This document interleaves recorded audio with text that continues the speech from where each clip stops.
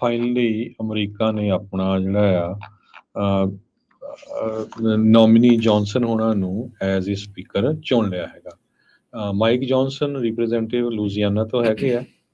ਉਹਨਾਂ ਨੂੰ ਜੀਓਪੀ ਨੇ ਪਿਕ ਕੀਤਾ ਸੀ ਚੌਥੀ ਵਾਰੀ ਕੋਸ਼ਿਸ਼ ਤੋਂ ਬਾਅਦ, ਤੇ ਹੁਣ ਜਦੋਂ ਸਾਰੀ VOTING ਹੋਈ ਆ ਉਹਦੇ ਵਿੱਚ ਉਹਨਾਂ ਨੂੰ 220 ਵੋਟਾਂ ਮਿਲ ਗਈਆਂ ਹੈਗੀਆਂ, ਜਦ ਕਿ 217 ਵੋਟਾਂ ਐਜ਼ ਏ ਸਪੀਕਰ ਬਣਨ ਲਈ ਚਾਹੀਦੀਆਂ ਹੈਗੀਆਂ। ਸੋ ਨੈਕਸਟ ਸਪੀਕਰ USA ਦੇ ਰਿਪਬਲਿਕਨ ਰਿਪਰੈਜ਼ੈਂਟੇਟਿਵ ਮਾਈਕ ਜੌਨਸਨ ਹੋਣਗੇ। ਸੋ ਜੋ ਇਜ਼ਰਾਈਲ ਦੀ ਲੜਾਈ ਚੱਲ ਰਹੀ ਆ, ਯੂਕਰੇਨ ਦੀ ਲੜਾਈ ਚੱਲ ਰਹੀ ਆ, ਦੋ ਵੱਡੇ ਇਸ਼ੂ ਆ ਉਹਨਾਂ ਦੀ ਫੰਡਿੰਗ ਨੂੰ ਲੈ ਕੇ, ਉਹਦੇ ਉੱਤੇ ਹੁਣ ਜੋ ਆ ਕੰਮ ਹੋਊਗਾ। ਜੀ, ਜੌਨਸਨ ਹੁਣੀ ਉਹੀ ਨੇ ਜਿਨ੍ਹਾਂ ਨੇ ਟਰੰਪ ਉਹਨਾਂ ਦਾ ਪੂਰਾ ਸਾਥ ਦਿੱਤਾ ਸੀ 2020 ਦੀਆਂ ਇਲੈਕਸ਼ਨ ਨੂੰ ਬੇਸਿਕਲੀ ਇਹ ਕਹਿਣ ਦੇ ਲਈ ਵੀ ਇਹ ਨਤੀਜੇ ਜਿਹੜੇ ਆ ਕਾਈਂਡ ਆਫ ਗਲਤ ਨੇ, ਤੇ ਉਸ ਦੀ ਉਹ ਜਿਹੜੀ ਉਹਨਾਂ ਨੇ ਗੱਲ ਕਰਦੇ ਰਹੇ ਆ। ਸੋ ਓਵਰਟਰਨ ਕਰਨ ਦੀ ਉਹਨਾਂ ਨੇ ਉੱਥੇ ਜਦੋਂ ਉਹ ਗੱਲ ਕੀਤੀ ਸੀ 2020 ਦੇ ਜਿਹੜੀ ਇਲੈਕਸ਼ਨ ਦਾ ਉਸ ਨੂੰ ਲੈ ਕੇ। ਹੁਣ ਕੁੱਲ 215 ਵੋਟਾਂ ਚਾਹੀਦੀਆਂ ਸੀ, 217 ਉੱਦਾਂ ਚਾਹੀਦੀਆਂ ਸੀ, ਪਰ ਕੁਛ ਕੁ ਜਿਹੜੇ ਕਾਂਗਰਸਮੈਨ ਕਾਂਗਰਸਵੂਮਨ ਛੁੱਟੀ ਦੇ ਸੀਗੇ, ਜਿਹਦੇ ਕਰਕੇ ਉਹ ਆਂਕੜਾ ਘੱਟ ਕੇ 215 ਦੇ ਉੱਤੇ ਆ ਗਿਆ ਸੀ। ਇਹਨਾਂ ਨੂੰ ਇਵੈਂਚੁਅਲੀ 220 ਵੋਟਾਂ ਪਈਆਂ ਤੇ 209 ਵੋਟਾਂ ਪਈਆਂ ਆ ਹਕੀਮ ਜੈਫਰੀਜ਼ ਨੂੰ, ਜਿਨ੍ਹਾਂ ਨੂੰ ਪਹਿਲਾਂ ਵੀ ਉਹਨਾਂ ਦੇ ਸਾਰੇ ਡੈਮੋਕ੍ਰੇਟ ਸਾਥੀ ਜਿਹੜੇ ਆ ਉਹ ਵੋਟ ਪਾ ਰਹੇ ਸੀਗੇ। ਸੋ ਟਰੰਪ ਉਹਨਾਂ ਨੇ ਵੀ ਜੌਨਸਨ ਦੇ ਨਾਲ ਜਿਹੜੇ ਆ ਇੱਕ ਹਿਸਾਬ ਦੇ ਨਾਲ ਸਾਥ ਜਿਹੜਾ ਉਹ ਦਿੱਤਾ ਸੀਗਾ। ਸੋ ਹੁਣ ਦੇਖੋ ਅੱਗੇ ਕੀ ਬਣਦਾ ਆ। ਉਹਨਾਂ ਨੇ ਆਉਂਦਿਆਂ ਹੀ ਆਲਰੇਡੀ ਇੱਕ ਵੋਟ ਜਿਹੜੀ ਆ ਉਹ ਕਰਵਾ ਦਿੱਤੀ ਆ ਇਜ਼ਰਾਈਲ ਦੀ ਸਪੋਰਟ ਨੂੰ ਲੈ ਕੇ, ਜਿਸ ਦੇ ਵਿੱਚ 10 ਜਿਹੜੇ ਆ ਕਾਂਗਰਸਮੈਨ, ਜਿਨ੍ਹਾਂ ਚੋਂ 9 ਜਿਹੜੇ ਰਹੇ ਨੇ ਡੈਮੋਕ੍ਰੇਟ ਪਾਰਟੀ ਦੇ ਤੇ ਇੱਕ ਜਿਹੜੇ ਰਿਪਬਲਿਕਨ ਪਾਰਟੀ ਦੇ, ਉਹਨਾਂ ਨੇ ਉਸ ਰੈਜ਼ੋਲੂਸ਼ਨ ਦੇ ਉਲਟ ਵੋਟ ਪਾਈ ਹੈਗੀ ਆ। ਸੋ 400 ਤੋਂ ਵੱਧ ਵੋਟਾਂ ਉਸ ਰੈਜ਼ੋਲੂਸ਼ਨ ਦੇ ਹੱਕ 'ਚ ਪਈਆਂ ਆ।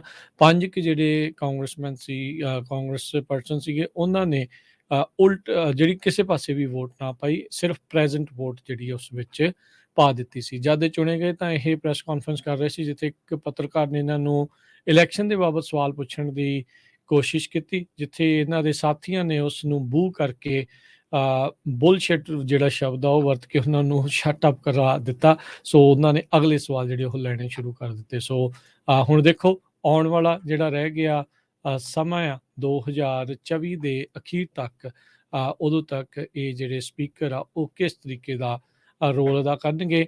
ਚੌਥਾ ਪੰਜਵਾਂ ਨੋਮੀਨੀ ਸੀਗਾ ਰਿਪਬਲਿਕਨ ਪਾਰਟੀ ਵੱਲੋਂ, ਜਿਸ ਦੇ ਇਵੈਂਚੁਅਲੀ ਹੱਕ ਵਿੱਚ ਜਿਹੜੀ ਆ ਸਾਰੇ ਰਿਪਬਲਿਕਨ ਨੇ ਵੋਟ ਪਾ ਦਿੱਤੀ।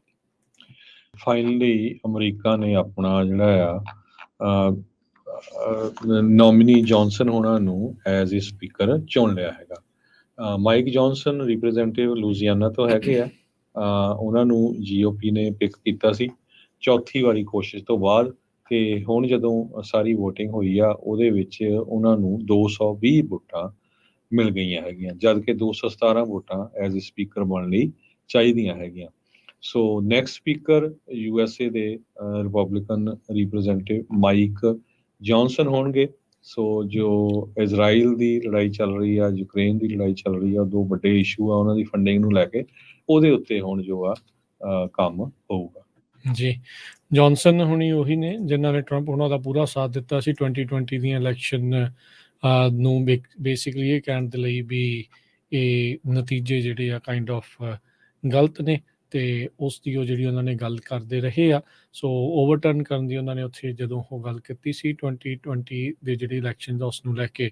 ਹੁਣ ਕੁੱਲ 215 ਵੋਟਾਂ ਚਾਹੀਦੀਆਂ ਸੀ, 217 ਉੱਦਾਂ ਚਾਹੀਦੀਆਂ ਸੀ, ਪਰ ਕੁਛ ਕੁ ਜਿਹੜੇ ਕਾਂਗਰਸਮੈਨ ਕਾਂਗਰਸਵੂਮਨ ਛੁੱਟੀ ਦੇ ਸੀਗੇ, ਜਿਹਦੇ ਕਰਕੇ ਉਹ ਆਂਕੜਾ ਘੱਟ ਕੇ 215 ਦੇ ਉੱਤੇ ਆ ਗਿਆ ਸੀ। ਇਹਨਾਂ ਨੂੰ ਇਵੈਂਚੁਅਲੀ 220 ਵੋਟਾਂ ਪਈਆਂ ਤੇ 209 ਵੋਟਾਂ ਪਈਆਂ ਆ ਹਕੀਮ ਜੈਫਰੀਜ਼ ਨੂੰ, ਜਿਨ੍ਹਾਂ ਨੂੰ ਪਹਿਲਾਂ ਵੀ ਉਹਨਾਂ ਦੇ ਸਾਰੇ ਡੈਮੋਕ੍ਰੇਟ ਸਾਥੀ ਜਿਹੜੇ ਆ ਉਹ ਵੋਟ ਪਾ ਰਹੇ ਸੀਗੇ। ਸੋ ਟਰੰਪ ਉਹਨਾਂ ਨੇ ਵੀ ਜੌਨਸਨ ਦੇ ਨਾਲ ਜਿਹੜੇ ਆ ਇੱਕ ਹਿਸਾਬ ਦੇ ਨਾਲ ਸਾਥ ਜਿਹੜਾ ਉਹ ਦਿੱਤਾ ਸੀਗਾ। ਸੋ ਹੁਣ ਦੇਖੋ ਅੱਗੇ ਕੀ ਬਣਦਾ ਆ। ਉਹਨਾਂ ਨੇ ਆਉਂਦਿਆਂ ਹੀ ਆਲਰੇਡੀ ਇੱਕ ਵੋਟ ਜਿਹੜੀ ਆ ਉਹ ਕਰਵਾ ਦਿੱਤੀ ਆ ਇਜ਼ਰਾਈਲ ਦੀ ਸਪੋਰਟ ਨੂੰ ਲੈ ਕੇ, ਜਿਸ ਦੇ ਵਿੱਚ 10 ਜਿਹੜੇ ਆ ਕਾਂਗਰਸਮੈਨ, ਜਿਨ੍ਹਾਂ ਚੋਂ 9 ਜਿਹੜੇ ਰਹੇ ਨੇ ਡੈਮੋਕ੍ਰੇਟ ਪਾਰਟੀ ਦੇ ਤੇ ਇੱਕ ਜਿਹੜੇ ਰਿਪਬਲਿਕਨ ਪਾਰਟੀ ਦੇ, ਉਹਨਾਂ ਨੇ ਉਸ ਰੈਜ਼ੋਲੂਸ਼ਨ ਦੇ ਉਲਟ ਵੋਟ ਪਾਈ ਹੈਗੀ ਆ। ਸੋ 400 ਤੋਂ ਵੱਧ ਵੋਟਾਂ ਉਸ ਰੈਜ਼ੋਲੂਸ਼ਨ ਦੇ ਹੱਕ 'ਚ ਪਈਆਂ ਆ।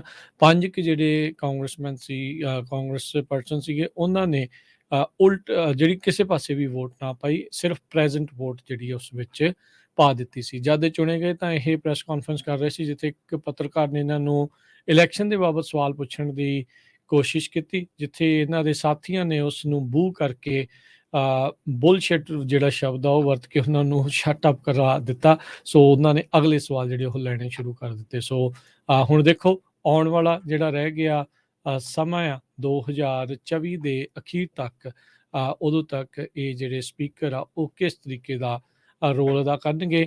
ਚੌਥਾ ਪੰਜਵਾਂ ਨੋਮੀਨੀ ਸੀਗਾ ਰਿਪਬਲਿਕਨ ਪਾਰਟੀ ਵੱਲੋਂ, ਜਿਸ ਦੇ ਇਵੈਂਚੁਅਲੀ ਹੱਕ ਵਿੱਚ ਜਿਹੜੀ ਆ ਸਾਰੇ ਰਿਪਬਲਿਕਨ ਨੇ ਵੋਟ ਪਾ ਦਿੱਤੀ।